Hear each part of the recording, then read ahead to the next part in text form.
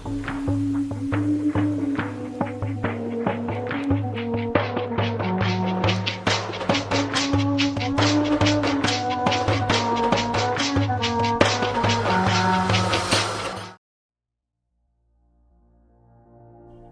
Texas Rangers ride some of the most well-trained horses in the world, but a high-strung, green-broke Mustang helped launch the long and distinguished career of Maz.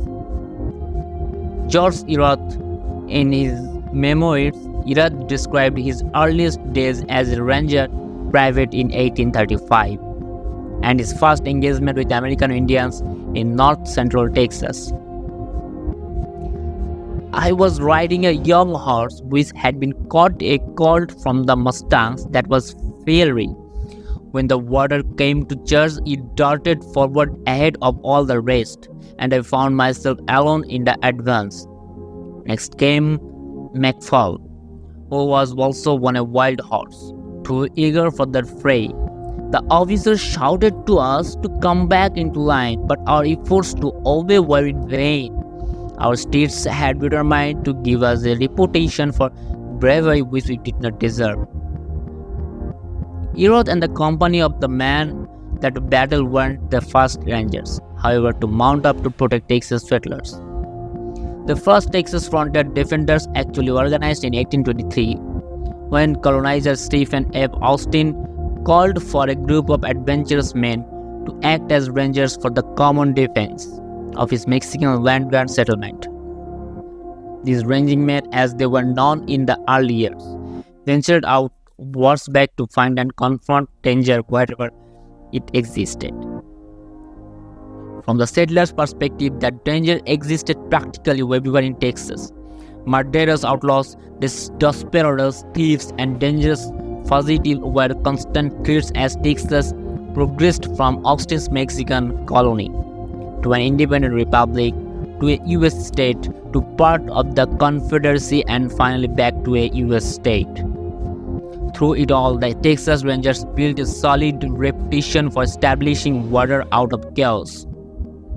Respect the enemy, the most formidable foes to the Texas settlers and the Rangers employed to defend them were the Comanches, widely regarded as the best light cavalry in the world at the time.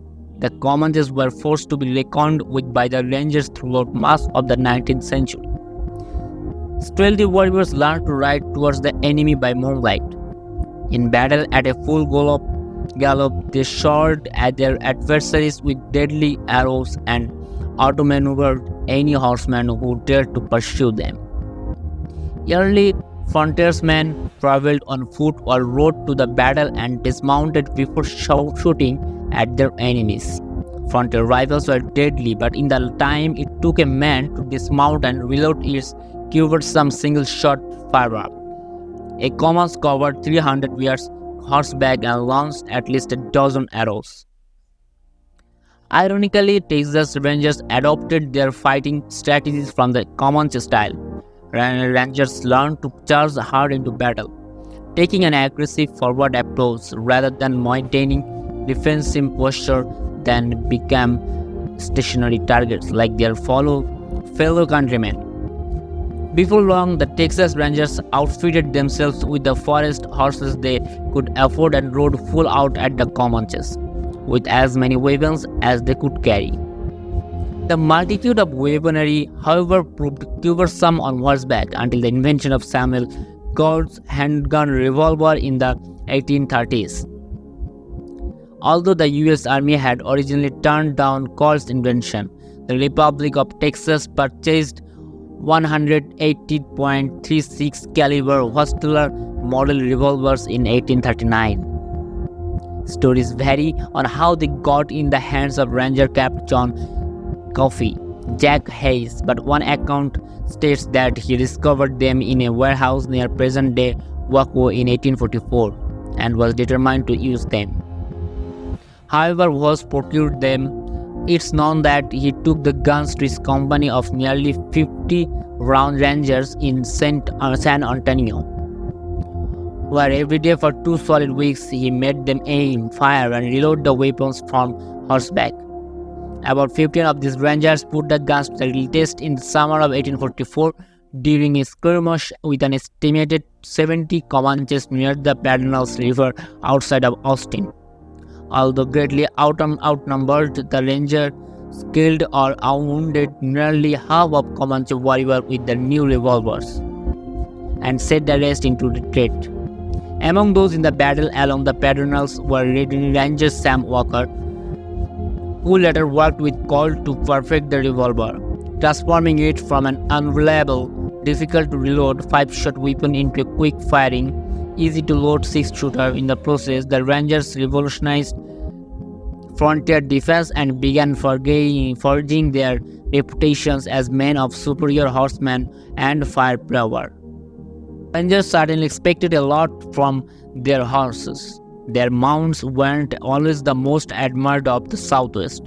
Horses were major expenditure, and since the Texas Rangers supplied their own mounts, they rode what they could afford. Undoubtedly, some of the best Ranger horses came from South Texas' legendary King Ranch, in the dangerous Nueces Strip, where Mexican bandits and lawless Americans helped themselves to other people's cattle and horses. The King Ranch Wall Street a lot to lose, and often did. Understandably, ranch owner Richard King was a good friend to the Rangers and was always glad to see them. Historic accounts show that on more than one occasion, King offered fresh mounts to whole Rangers companies riding to the rescue of South Texas ranchers. Fed, rested, and then mounted on King Ranch horses, the Rangers likely felt invincible as they took the fight to the bandits. Even today, ranchers offered the use of their horses to Texas Rangers who might be tracking suspects and fugitives nearby. Whether on borrowed horses or their own mounts, the Rangers were acutely aware that reliable horses were healthy horses. John Salmon Reeve Ford, who served the Rangers during the Mexican and Indian Wars, recalled one long hard ride in which his company traveled an estimated 107 miles in less than 30 hours. On other occasion, after a 90-mile ride in only 14 hours in Mexico, Ford recalled, "We rested ourselves and horses that day and part of the next. The mounted man has an affection for his charger and treats him kindly." Riding into the future. Railroad trains steaming through Texas in the late 19th century offered Rangers another method of covering long distance. Traveling from El Paso to Dallas, for example, might take more than a week by horse, but only a day by rail, and once there the Ranger and his horse were rested and ready for local travel. After the turn of the 19th century, when motorized vehicles came on the scene, Rangers kept up with progress and adopted that mode of transportation. With a neat gun to fight Indians and outlaws, the 20th century Rangers turned much of their attention to detective work. Today's Rangers investigate felony crimes, suppress riots, protect criminals in high-profile cases, and investigate white-collar crimes. This elite lawmen, who covered thousands of miles on horseback in a year's time, now cover millions of miles by all means of transportation, both ground and air. Horses continue to play a role in the lives of the Texas Rangers, who remain active in manhunts, evidence collection, and researches for murder victims. Like their colleagues of yesteryear, many Rangers around the state are respected for their superior riding and tracking skill. When local law enforcement authorities search the rural countryside, they often call in these Rangers. Although the Rangers no longer have to supply their own mounts, chase horses and tracking dogs are always at ready on the ground at 34 prison units of the Texas Department of Criminal Justice.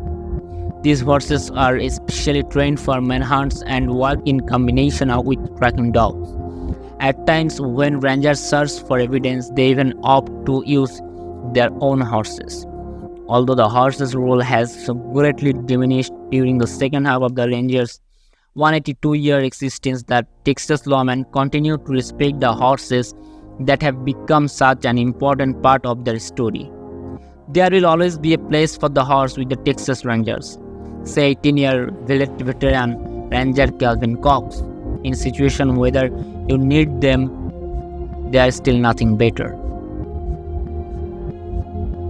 If you enjoyed this journey into that lesser-known aspects of the Wild West, don't forget to like, subscribe, and hit that notification bell so you never miss an episode of American Wild West. And as always, let us know in the comments what other topics from the Wild West you would like us to explore next. Thank you so much.